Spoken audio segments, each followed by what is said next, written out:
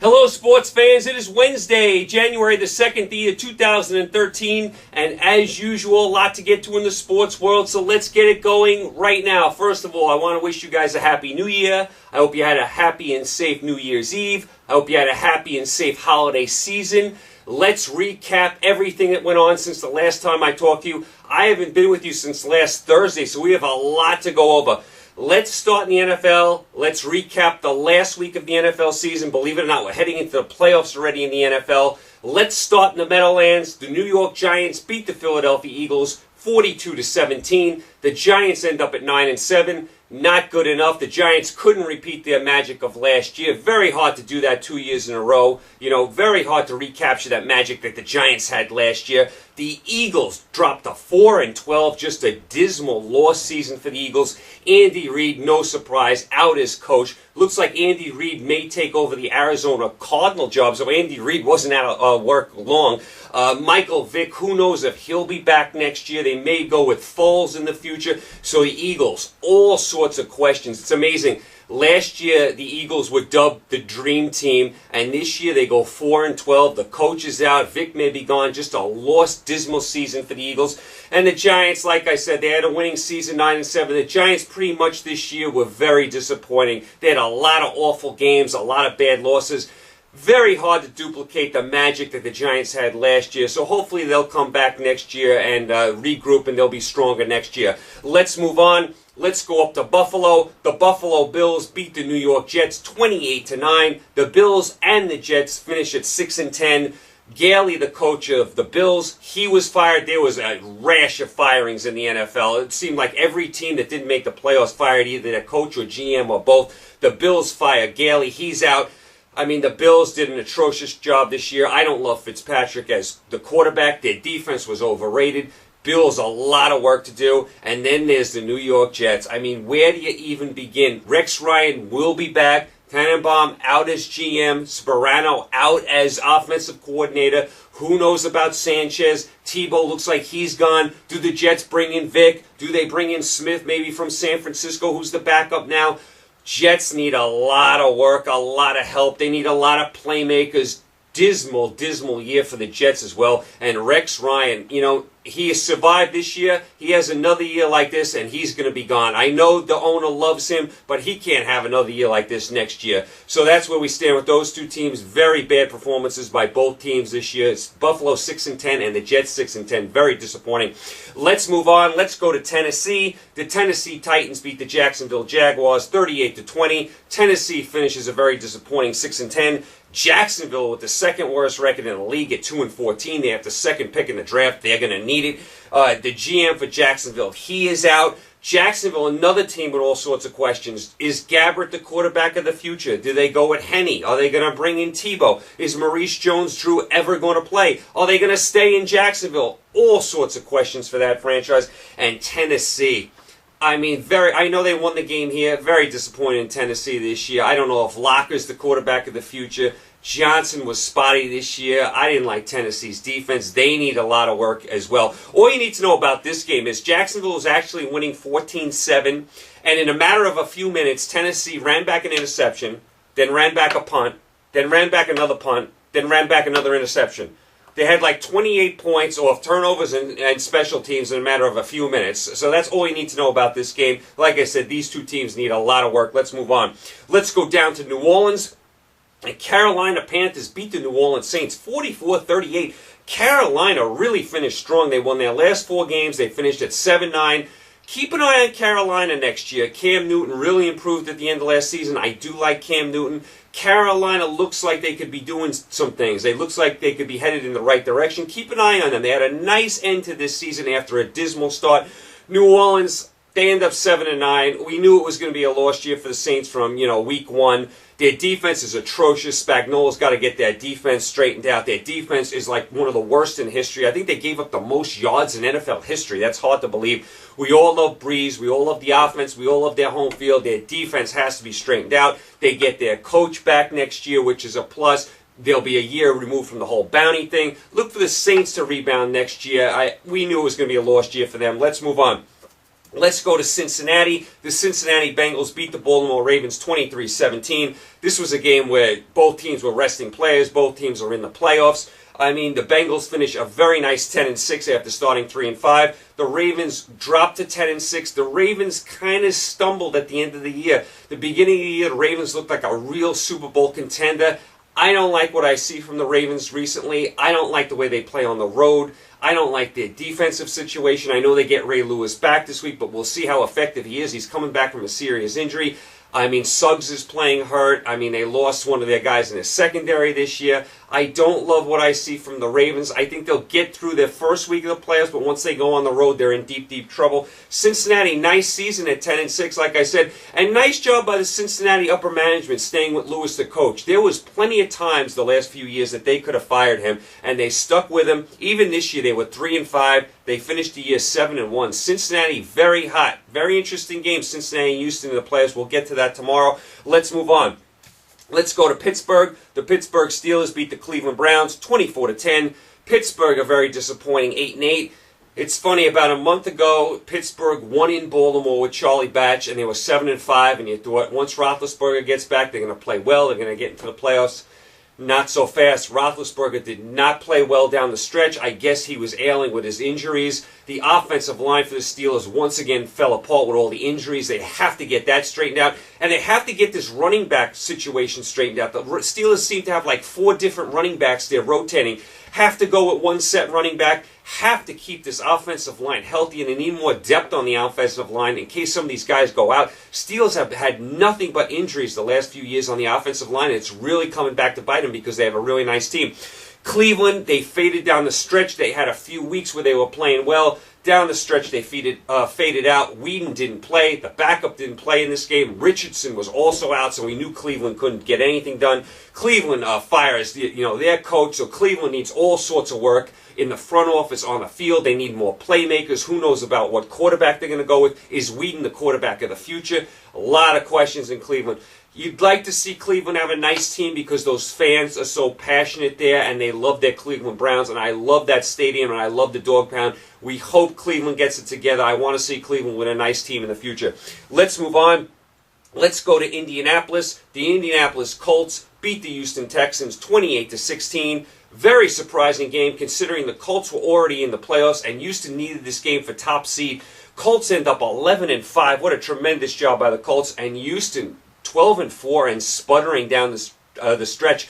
Houston blew the number 1 seed here with this loss. Not only did they blow the number 1 seed, they fall all the way to the 3 seed, which means no bye week, and they have to play this week, and then after this week, they're probably on the road the next 2 weeks if they get that far.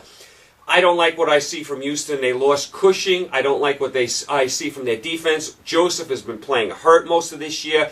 Houston can be scored on. They've been torched the last few weeks. I do not like what I see from Houston. They are stumbling into the playoffs. That's what makes that Cincinnati-Houston game so intriguing. Cincinnati is hot. Houston is not. We'll get to that game tomorrow. But Houston, they were a Super Bowl contender. They beat the Ravens earlier in the year, and you said this is the best team in the AFC. Not anymore. I don't even know if they're the 3rd best team in the AFC. They're certainly not the top 2, that's for sure. Houston, major, major problems. And I'll tell you what, the quarterback Schaub and the coach Kubiak, they got to get it done in the playoffs. They have to at least win one playoff game. If they lose their opener here to Cincinnati and go out in the first round of the playoffs after this year they've had, I'll tell you, it'll be hard to see Kubiak coming back again. I mean, he's been on the hot seat for years. Can't go out like this. Houston really needs to respond this week. Pressure is on Kubiak, the coach, and Schaub, the quarterback. Keep an eye on that.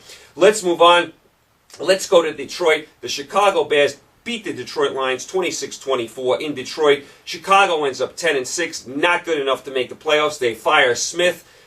Very interesting firing here because they did go 10-6. Bears upper management said they were sick of the Bears offense. You can't really blame them. Smith was there for a long time. The Bear offense has sputtered for a long time. I think it was time for a change, maybe get that offensive in order. Bears have one of the best defenses in the league, so they really need to work on their offense, get another playmaker with Brandon Marshall, improve that offensive line. They do that, the Bears can be a contender. The defense is just second to none. Great defense.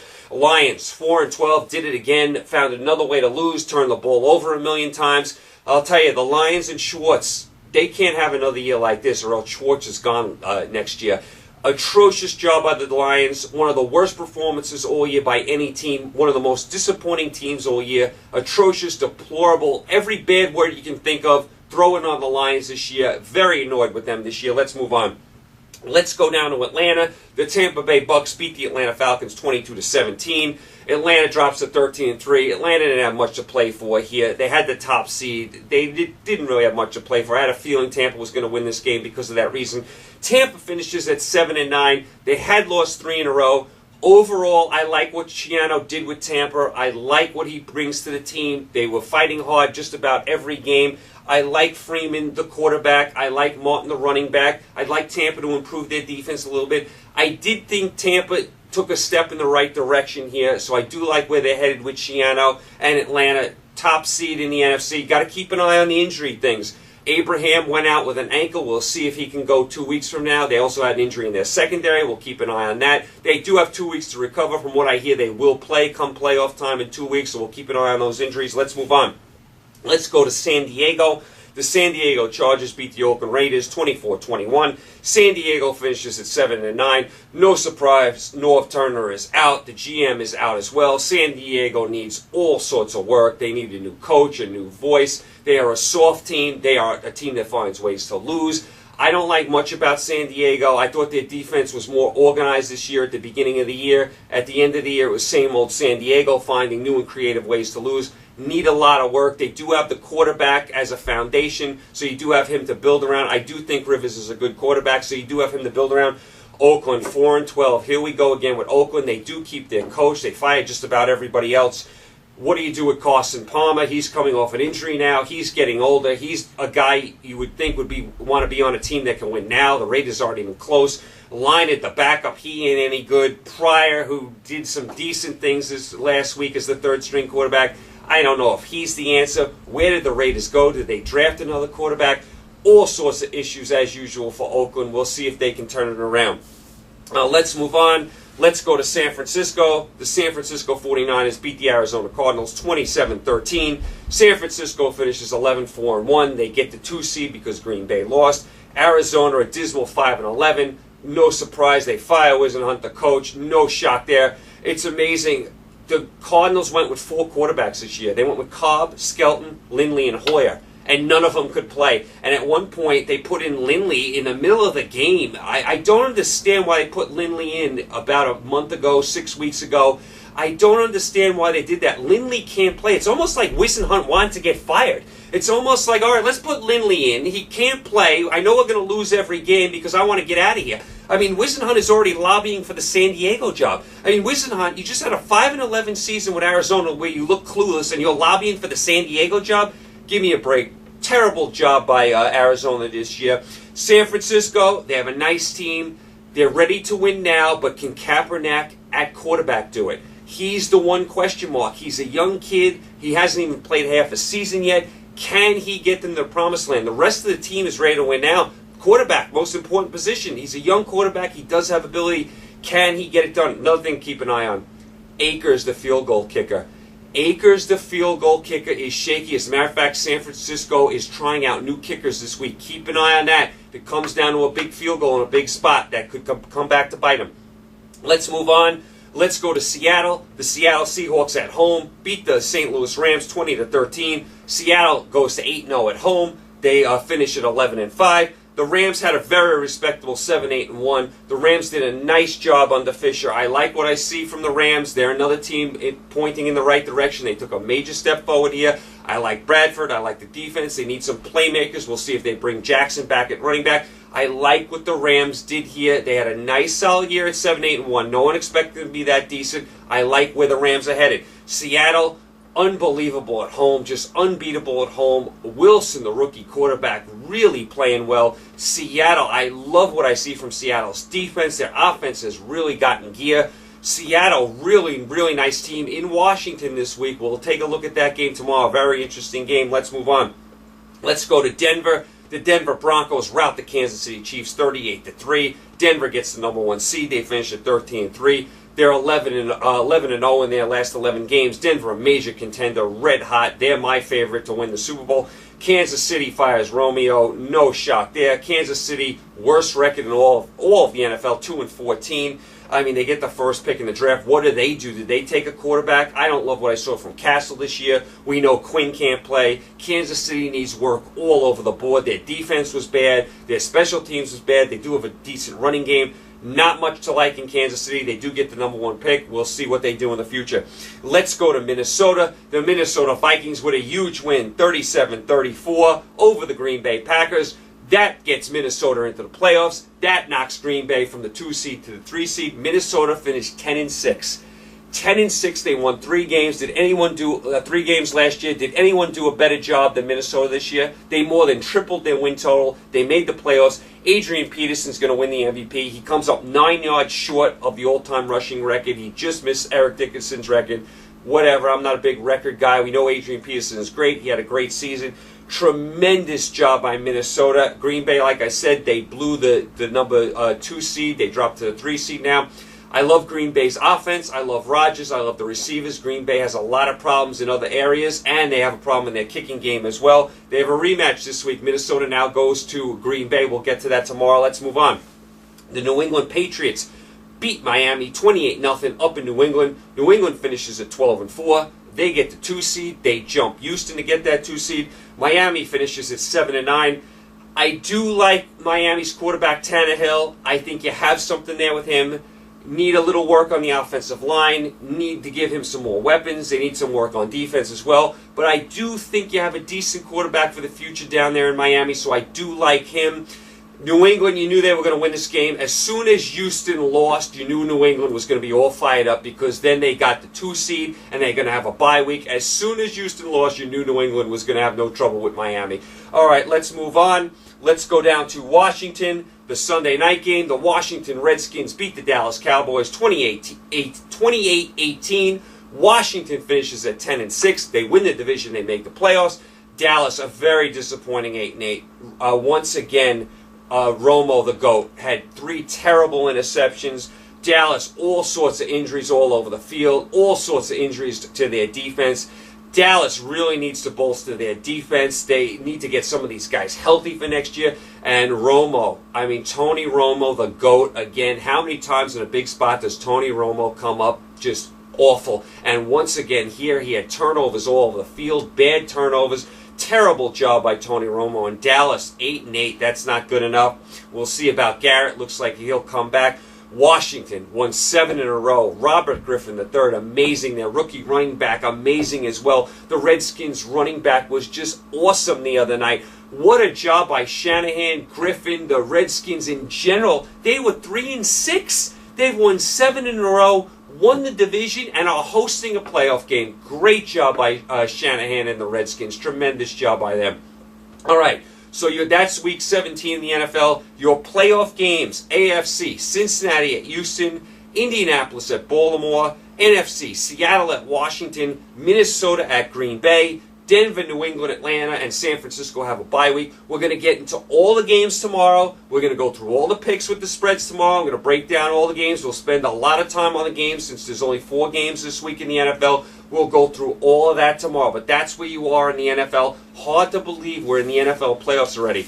All right, real quickly, let's get to the college bowl games. There was 4,000 bowl games since I last talked to you. Let's go through a few of them.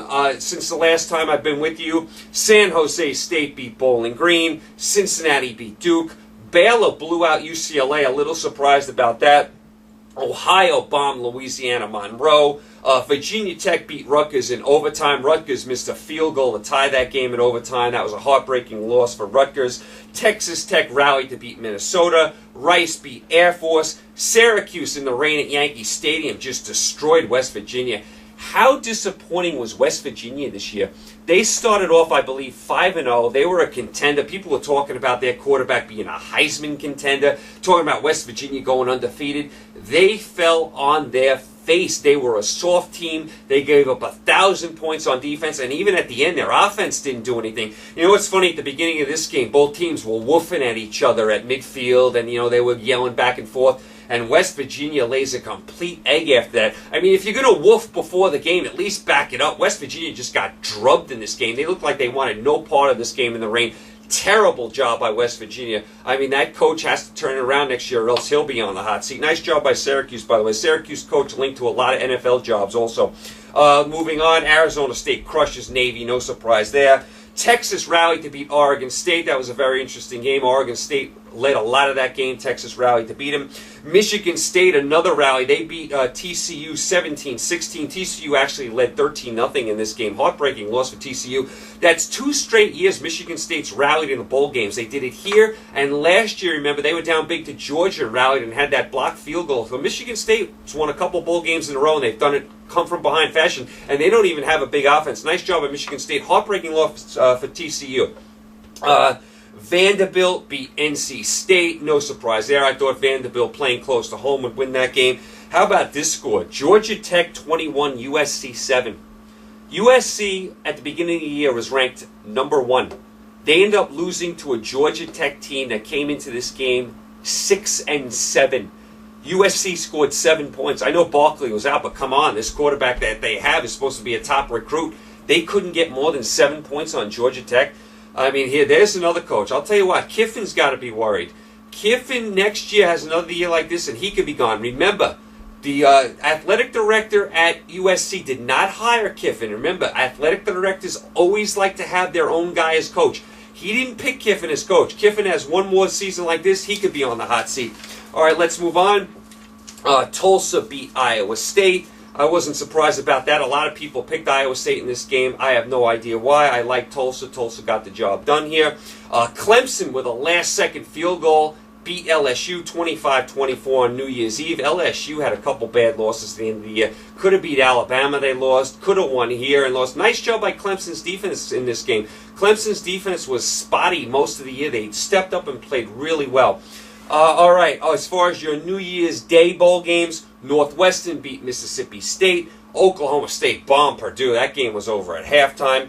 I mean, who else do we have here? South Carolina, last-second touchdown, beat Michigan. Very exciting game. Stanford hung on in the Rose Bowl and beat Wisconsin. Wisconsin's now lost 3 straight Rose Bowls. Georgia beats Nebraska 45-31. What's happened to Nebraska's defense? They gave up 70 in the Big Ten title game. They give up 45 here. Didn't Nebraska used to have a great defense? What happened? And last night, Florida State polished off Northern Illinois. We knew that wasn't going to be a great game. It wasn't.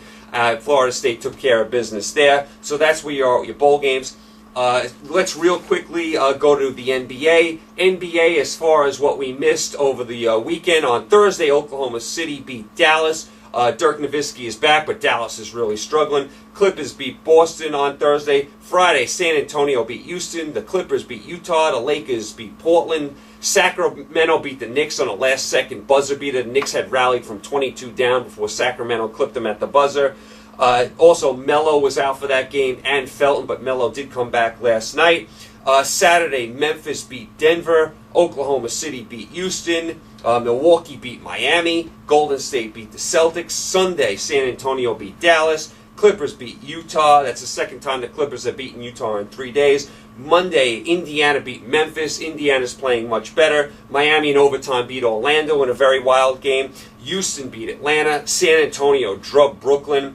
Last night, Denver ended the Clippers' long winning streak. Denver won at home. Denver's one of the best teams in the league at home. I think they've only lost one home game. Portland beat the Knicks. Carmelo Anthony was back. He did have a big game, but Portland went into the Garden and won. Remember, Felton's out for the Knicks for a while. And Philadelphia beat the Lakers. What's wrong with the Lakers? Philadelphia, without Bynum, went into Los Angeles and beat the Lakers. And how about Kobe after the game? We're an old team. I mean, Kobe basically bashing the team, saying they're old. I agree with him. I think the Lakers are old, with the exception of Dwight Howard. I think the Lakers have major problems. They're a game under 500. They do have some big names. They have major problems. And also, when I left you, I warned you that Avery Johnson, if Brooklyn did not start winning, was going to be in trouble. Sure enough, as soon as it came out of my mouth, they fired Avery Johnson. P.J. Carlissimo, the interim coach. Nets trying to get Phil Jackson, maybe Van Gundy. We'll see how that all plays out. Time for Darren Williams and the Nets to step up. I mean, Darren Williams is the star of this team. He's got to play better. I know he has a few injuries. Nets have to play better. They have to play better. I mean, they have some talent. Do I think they're a championship team? No, they should be playing better than this, though. All right, so that's your NBA. As far as your college basketball, here's what we missed. New Mexico on Thursday beat Cincinnati. That was Cincinnati's first loss. On Friday, Gonzaga beat Baylor. UCLA had a nice win at home over Missouri. On Saturday, Louisville beat their arch rival Kentucky. North Carolina at home beat UNLV. Yesterday, Indiana beat Iowa. Cincinnati went into Pitt and beat Pitt. Minnesota rallied to beat Michigan State. And Gonzaga beat Oklahoma State at Oklahoma State. And St. Louis beat New Mexico. That was actually Monday. There were actually no games yesterday. So that's what we missed. That's kind of getting us up to date on all the stuff that's been going on. Now, as far as tonight and tomorrow. Tonight, as far as the sports world, you have your Sugar Bowl. Not a great matchup. Florida against Louisville. I mean, does Louisville get you excited in the Sugar Bowl? I mean, it doesn't do anything for me. Florida should take care of business here, but you do have your Sugar Bowl. The fans down in Louisiana are usually good, so you should see some passionate fans down there for both sides. They should be dressed up in their costumes. The game is not great, though. As far as college basketball, you have Duke Davidson from Charlotte. If you want a little college basketball, that's #1 Duke. Illinois at Purdue, nice Big Ten game. NBA, you have some nice matchups tonight. You have Memphis at Boston. Boston really struggling. They have a lot of age. Dallas at Miami. San Antonio at Milwaukee. Brooklyn at Oklahoma City. Keep an eye on Brooklyn. They got drubbed by San Antonio. They could get drubbed here as well. Minnesota at Utah. And here's an interesting late-night game if you have the NBA package or if it's on NBA TV, wherever you can find it. Clippers at Golden State. Clippers off the back-to-back. They lost their big winning streak last night in Denver. Now they play a good Golden State team. We know how great that Golden State crowd is. So some interesting NBA games tonight. So that's what you have going on tonight. You have some NBA, you have your Sugar Bowl, you have a couple college basketball games.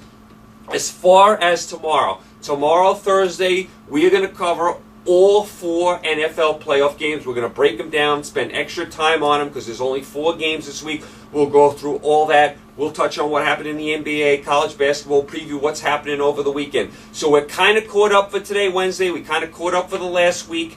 You guys, enjoy the games tonight. Enjoy the Sugar Bowl. Let's hope it's a good game. Enjoy the games. Stay safe. Happy New Year. Glad to be back with you. I will talk to you tomorrow, Thursday. You guys take care.